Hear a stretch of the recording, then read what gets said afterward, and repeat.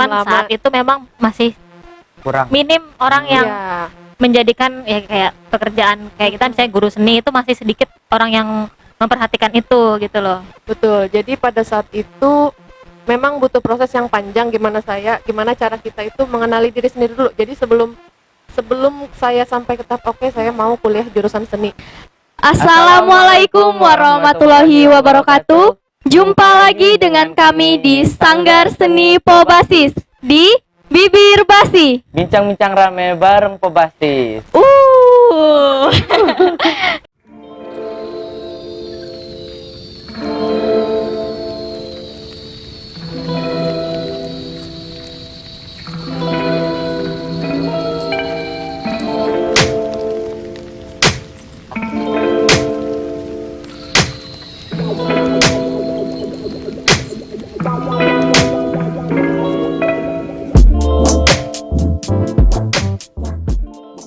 Nah, jadi kita sekarang udah kedatangan tamu baru, ya kan Bang? Spesial. Siapa Bang namanya? Kenalin dulu.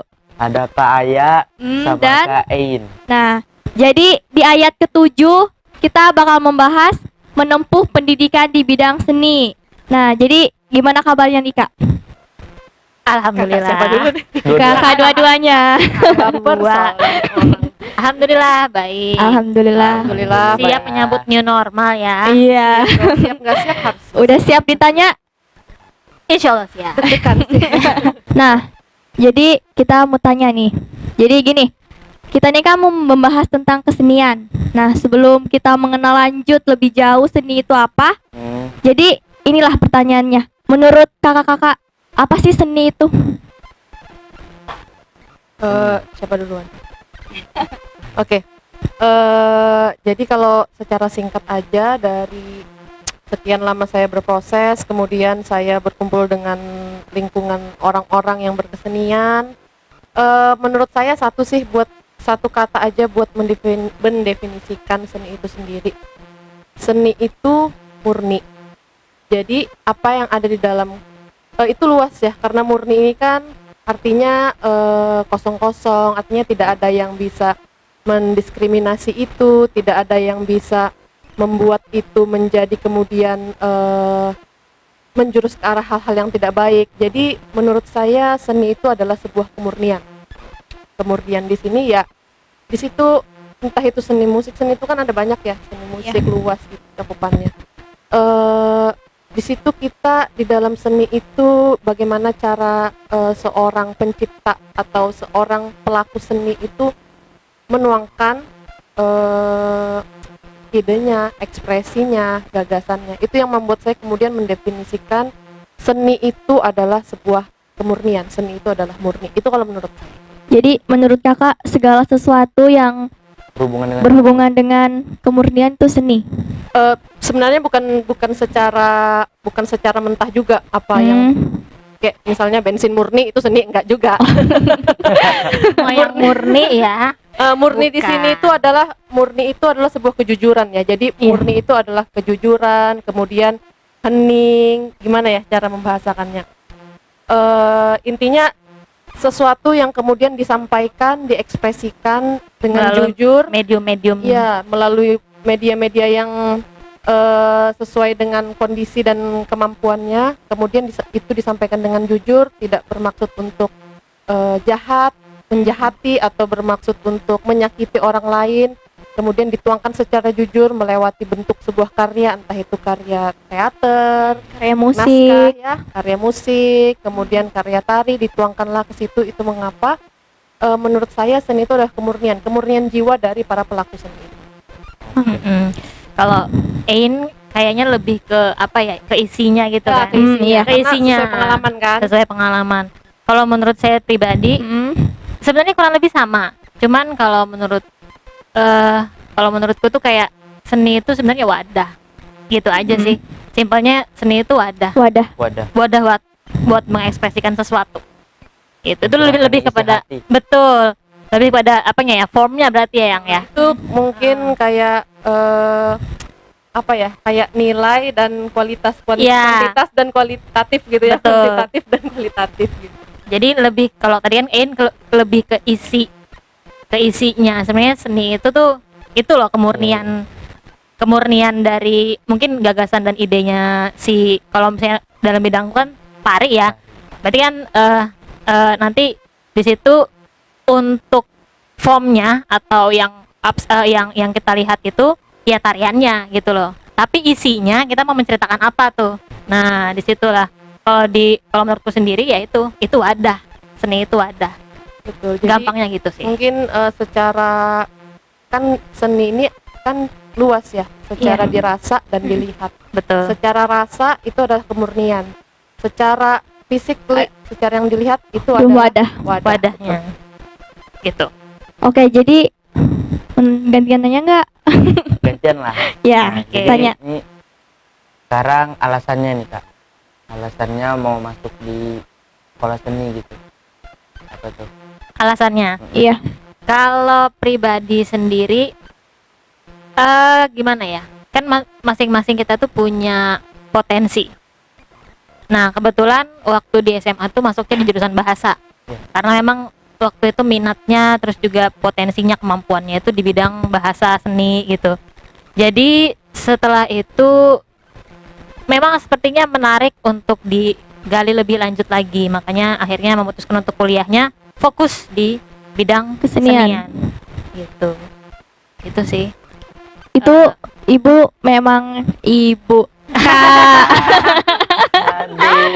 Kayak ini memang dari awal memang ingin mengikuti seni, atau tadinya hanya pengen aja, atau memang dari dulu sudah menyukai seni? Dari Artinya dulu, sudah seni. iya dari dulu sih sebenarnya. Dari dulu memang suka seni, jadi dari TK itu sudah ikut mewarnai, dari SD juga ikut nyanyi, nari juga. Nah makanya itu sepertinya ya disitulah. Jadi sudah ada. Jalannya udah di situ sepertinya, walaupun kalau ngomong kayak gini gampang ya. Iya. Sebenarnya ketika di perjalanannya itu banyak gesekan dengan orang tua, dengan keinginan orang tua yang pengennya aku jadi bidan gitu-gitu kan. Tantangannya ya. Betul, tantangannya masing-masing ada. Ya cuman itu ya dari perjalanan itulah akhirnya oke, fokus deh kayaknya di kuliah satu nih. bidang. Gitu akhirnya udah fokus. Oke. Gitu. Tuh, Kak Kayak Ain. nih. Oke.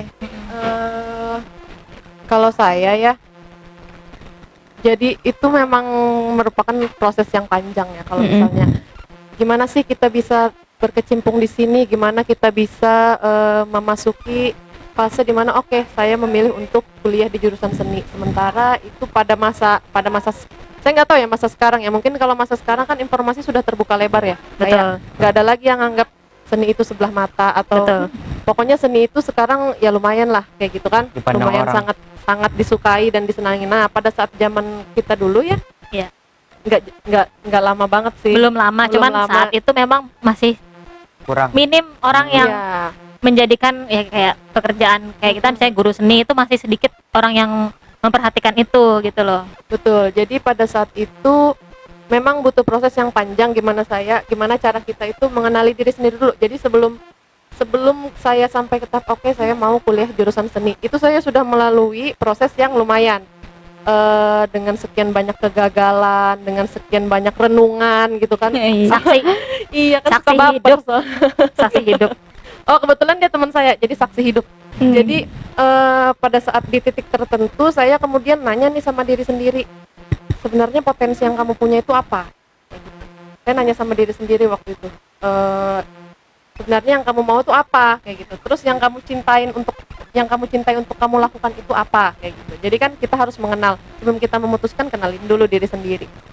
Jadi pada saat itu saya pertama kali yang saya pikirkan ketika ditanya orang, kamu cinta sama apa sih? Kamu cinta sama apa? Aku bilang, saya senang banget kalau misalnya disuruh tampil. Saya senang dengan audiens. Jadi saya senang ketika saya berdiri di depan audiens kayak gitu. Kemudian apa yang bisa saya jual? Kemudian saya suka nyanyi.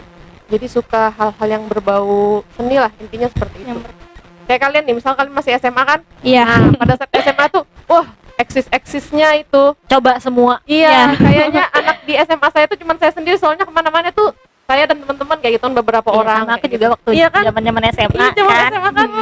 Pokoknya semua itu kita babat, semua yang berbau-bau itu. Nah kemudian saya tanya, selama SMA ini apa aja yang udah saya jalankan kayak gitu. Oh ternyata dari sekian banyak itu saya ya berkesenian kayak gitu. Jadi kenapa enggak saya mencoba memfokuskan diri, kemudian masuklah ke jurusan pendidikan seni musik Universitas Negeri Yogyakarta kayak gitu ceritanya.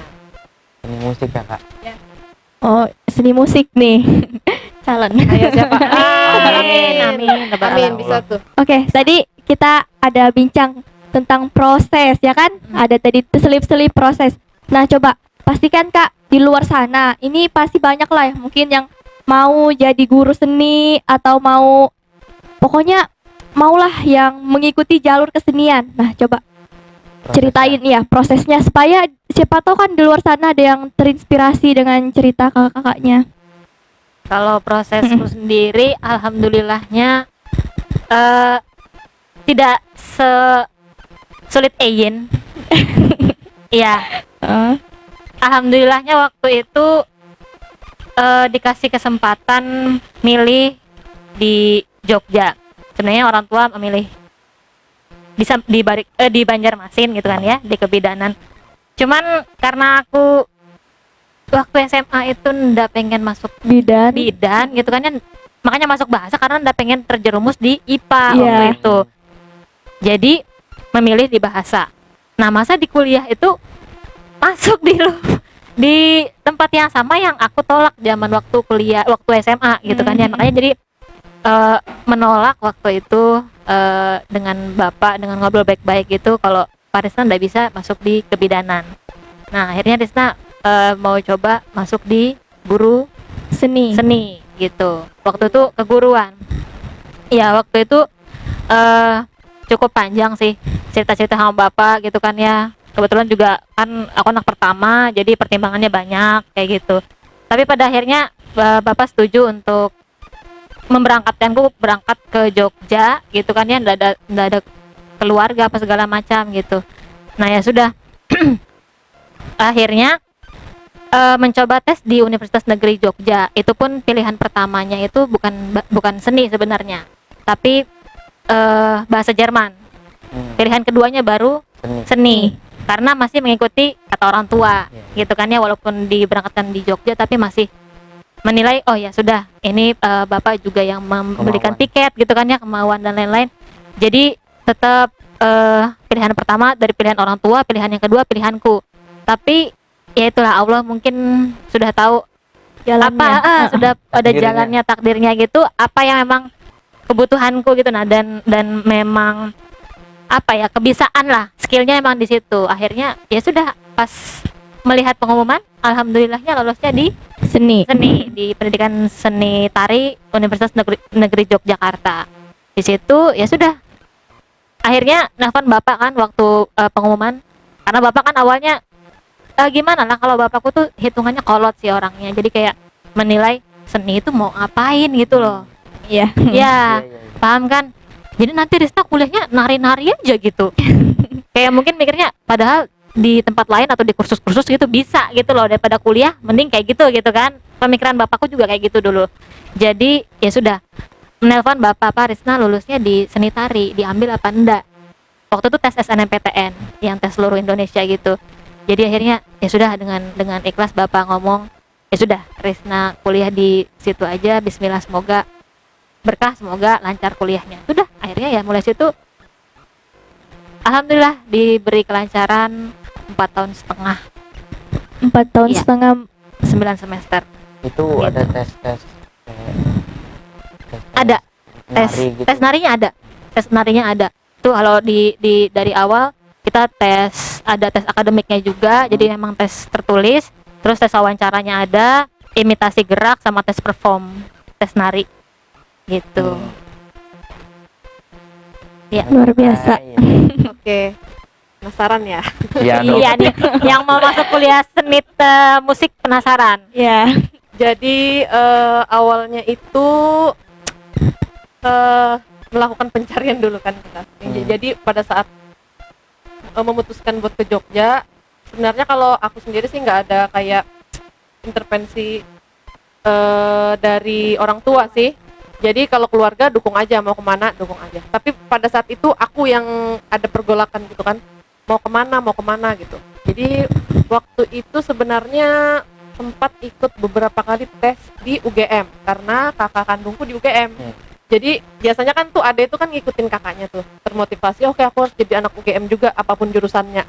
Dulu sama kayak gitu. sama orang-orang kan sekitar netizen kan Netizen bilangin kan harus kan UGM. kakaknya orang UGM. Masa adanya Iya begitulah, Betul. seperti itu kehidupan ini kan. Jauh. Terus pokoknya aku berangkat dulu. Jadi berangkat dulu ke Jogja, kemudian targetnya adalah masuk UGM. Tapi baru nurutin keinginan orang-orang sekitar aja. Jadi belum memikirkan, belum nanya kamu mau apa nih? Iya, Ya, belum nanya ke berdiskusi sama diri sendiri. Nah, kadang kan kita suka kayak gitu kalau masih muda kan, masih memikirkan itu omongan orang tuh dibikin pusing. Betul. Nah, pada saat itu saya itu berangkat kemudian ikut tes 4 kali ikut tes di UGM. Bermacam-macam jurusannya, ada teknologi komunikasi, ada macam-macam pokoknya yang di luar seni lah ya, psikologi, hukum. 4 kali alhamdulillah tidak ada yang diterima. Alhamdulillah itu sebelum itu juga tesnya waktu masih di Balikpapan apa kok ikut juga kan yang ikut panjang semua. Jadi perjalanannya. tapi pada saat menjalani itu memang aku tuh nggak sepenuh hati, maksudnya tidak yang persiapan kayak orang belajar apa, ya ikut aja kayak gitu loh, kayak udahlah ikut aja. sekedar tes. Nah sekedar tes, benar-benar hati itu nggak ke situ gitu loh. Jadi entah itu karena memang nggak lulus aja atau memang ditutup sama Allah kan, kemana-kemananya kamu harus kesini, atau emang aku pada saat itu lagi dituntun. Nah gitu, akhirnya sempat kecewa. Waktu itu ayah duluan yang masuk, dia sudah fix masuk sanitari UNY. Aku waktu itu masih belum lulus di tahap itu. Ini mau kuliah di mana? Apa masa di UGM gak keterima sementara kakakku di UGM? Oh udah sedih. Akhirnya ya itu yang tadi balik lagi malam-malam nangis, nanya sama diri sendiri, kamu maunya apa? Kamu sebenarnya bahagianya kalau lagi ngapain? Nanyanya kayak gitu. Nah setelah itu akhirnya konsultasi itu juga banyak dapat bantuan dari orang-orang sekitar, dari teman-teman. Kebetulan di sana sudah ada yang memang kuliah seni, orang-orang Brau yang memang kuliah seni. Nah banyak ngobrol sama mereka, kemudian banyaklah ngobrol sama orang-orang kayak gitu kan. Akhirnya ya udah Bismillah ngambil yaitu guru seni musik keguruan di Universitas Negeri Yogyakarta. Panjang tuh ceritanya. Nah, Panjang betul ini belum tuh masuk ke ranah aku pekerjaan. saksi betul ini tuh panjang betul. Jadi kayak aku ingat kata-katanya Kare, katanya satu pintu tertutup Kakakku ya. iya Ya, akan ada 1000 pintu iya terbuka. betul. Dan akhirnya di pilihan pertama kan akhirnya yang Iya, di betul. Mandiri itu Ya di pilihan pertama pada saat itu ya udah deh Bismillah langsung ngambil Nembusnya jurusan seni musik. seni musik. Langsung langsung mulus tanpa ada tangisan dan air mata. iya ya ampun Kalau dari tesnya awal itu Kak, Oke. Oke. Cut ini dulu. yang Tesnya. ditunggu-tunggu. Oke, jadi nah ini berguna juga nih informasi buat adik-adik yang mau masuk Di sekolah seni. di sekolah seni. Iya. Jadi pertama aku kasih wawasan dulu bahwa sekolah seni itu sebenarnya ada banyak di berbagai daerah. Di Samarinda pun sudah buka belum ya? SB ya Sudah ya? Mm-mm. Sudah buka ya? Nah di Samarinda pun semuanya ada. Samarinda itu kan yang paling terdekat ya. Terus di Jakarta ada namanya Universitas Negeri Jakarta. Nah terus di Nih Kak, Ya. kan ada isi juga ya di Jogja. Kenapa lebih milihnya di UN? Nah itu juga. Jadi lanjut dulu ya. Jadi di Oke. Jakarta tadi ada, kemudian di Bandung juga ada. Padang Ya di Bandung tuh ada UPI, ada Universitas Pasundan ya, ada Pajajaran gitu ya, yang memang ada Jurusan-jurusan divisi-divisi seninya. Kemudian sama di Jogja, di Padang juga ada ya, banyak Ada, pokoknya Padang. tersebar. Lalu kalau di Jogja sendiri itu ada yang gede ya, yang gede Universitas Negeri Yogyakarta sama Institut Seni Indonesia. Kemudian perbedaan dari keduanya itu adalah dari luar aja, dari gelar itu udah beda. Jadi misalnya saya kuliah seni musik di UNY ya nyebutnya di UNY. Kemudian ada teman yang kuliah seni musik di ISI. Isi. Setelah lulus nanti gelar yang saya dapatkan adalah SPD, Sarjana Pendidikan. Nah, sedangkan yang diisi adalah SSN, Sarjana Sarjana Seni. Nah, dari situ aja kan sudah terlihat Mewakili. perbedaannya, bahwa perbedaan dari keduanya itu adalah di dalam materi pembelajaran di keguruan itu ada sisipan ilmu-ilmu dan teori pendidikan. Maksudnya kalau jadi guru ini kan memang ada beberapa hal memang harus diperhatikan, ada beberapa aspek gitu ya. Iya. Ya jadi itulah yang merupakan perbedaan. Sementara gimana kalau di Isi. gitu.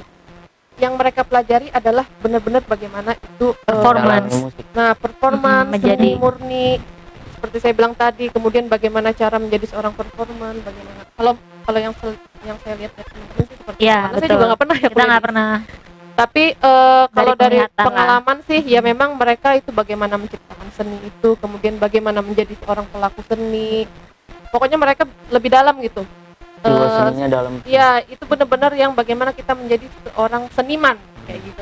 Kalau menurut saya gitu. Mungkin bisa ditambahin nanti kalau misalnya ada yang kurang atau ada yang perlu diralat ya. Kemudian kalau di UN-nya itu sendiri, di keguruan itu sendiri, nah di situ juga kita belajar teori-teori pendidikan. Jadi gini, panjang nih cerita, nggak apa-apa ya? Iya. Psikologi pendidikan juga gitu. Ya buat yang mau ini sudah sekalian brand ambasadornya UNY ya. Ya, jangan betul. lupa.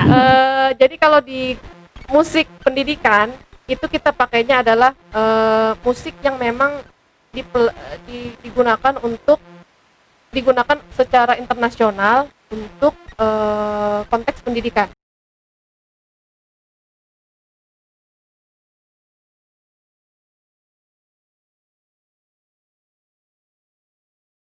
Sama musik barat sama musik tradisional itu sudah beda. Musik yang kita pakai untuk pendidikan itu adalah musik barat. Musik barat. Jadi di dalam musik barat itu ada nanti si balok, kemudian teori musik kayak gitu. Nah, perbedaannya di situ. Di isi juga ada mata kuliah musik barat, misalnya jurusan musik barat, misalnya musik jazz, musik modern lainnya, dan ada musik tradisional juga. Perbedaannya adalah unsur-unsur kependidikan itu. Jadi di situ kita bukan diajarkan bagaimana cara kita menjadi seorang performance, itu kayaknya 50%-nya, tapi 50%-nya adalah bagaimana cara kita menyampaikan teori ini gimana saya mengajarkan peserta didik. Ya, peserta didik, gimana aku memastikan bahwa peserta didik itu mampu memahami notasi balok. Gimana cara termudahnya. Nah, ada sisipan itu, tapi memang kita juga mempelajari, misalnya harus bisa main alat, harus bisa nempak nada namanya solfeggio, kemudian harus bisa, pokoknya semua yang berkaitan dengan teori musik itu memang kita pelajari. Cuman bedanya sama ya, bedanya itu cuma ada unsur kependidikan yang masuk di dalam. Apalagi yang bertanya?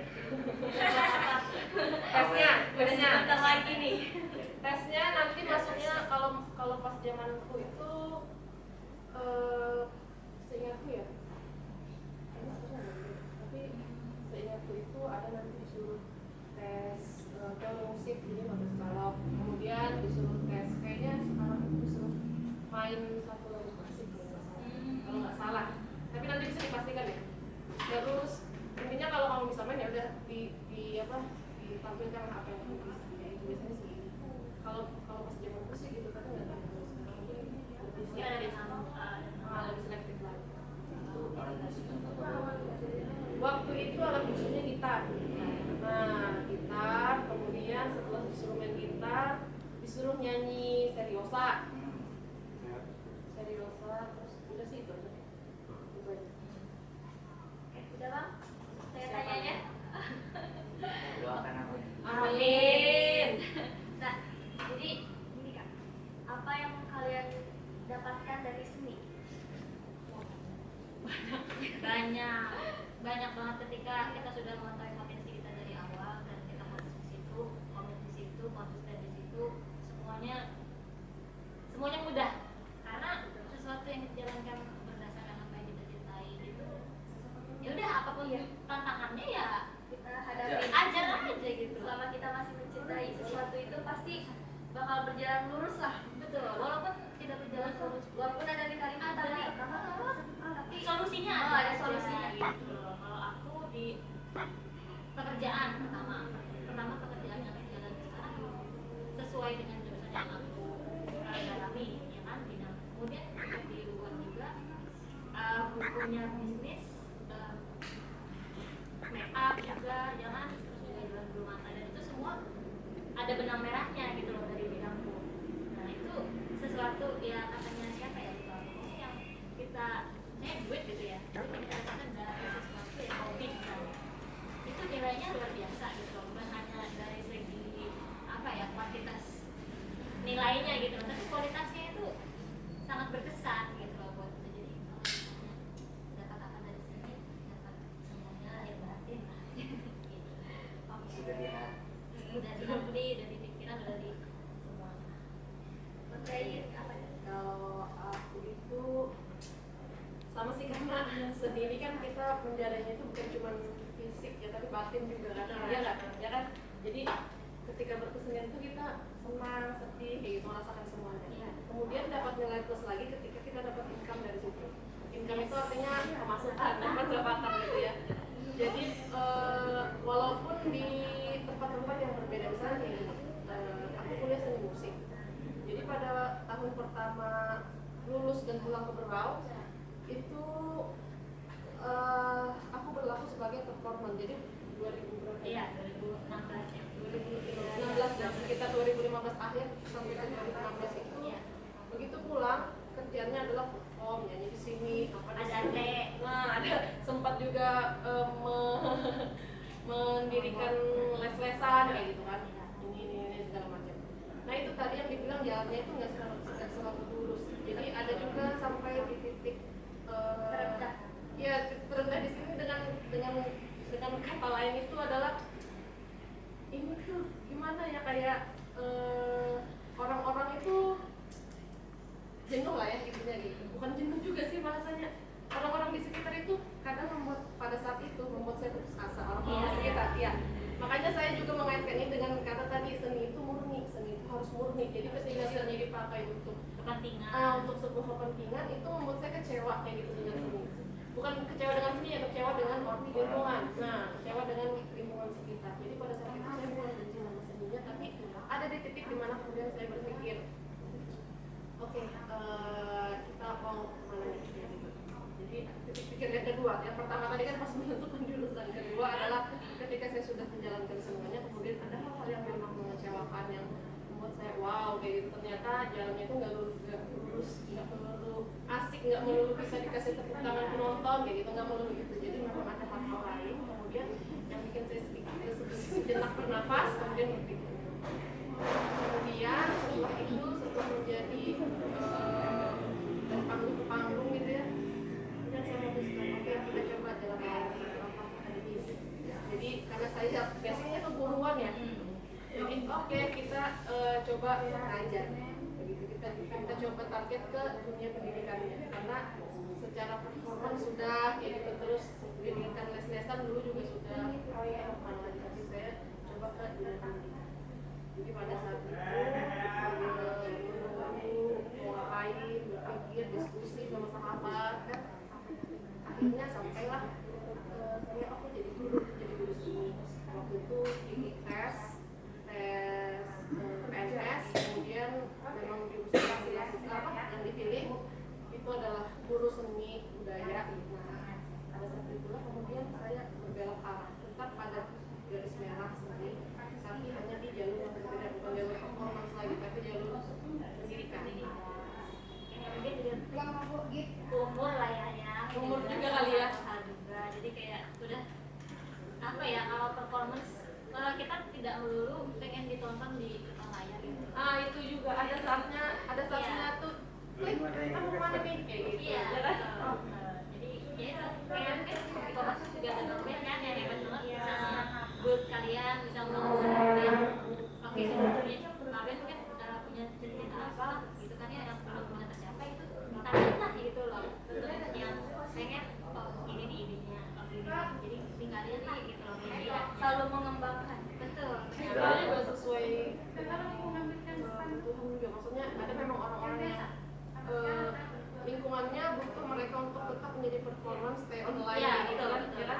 Ya. Tapi ada beberapa lingkungan kebutuhan yang membuat orang itu, kamu jangan kayak gini terus. Kebutuhannya itu tidak, maksudnya ada hal-hal yang memang mendorong, yang mengharuskan kamu belok dulu sebentar, gitu. Tapi tidak meninggalkan apa yang ada. Cuman memang ada orang-orang yang stay online, jadi memang ada performer teman-teman kita yang hebat kayak gitu kan, yang memang fokus untuk menjadi seorang performer. Kemudian ya kita lihat sekarang ada MC yang sekarang kita lihat sering kan, ada yang sering di ngisi acara kayak gitu. Nah itu adalah orang-orang yang memang stay online. Nah sementara kita ini mungkin orang-orang yang agak sedikit belok dikit tapi tetap ada jalurnya kayak gitu. Jadi tergantung orang-orang.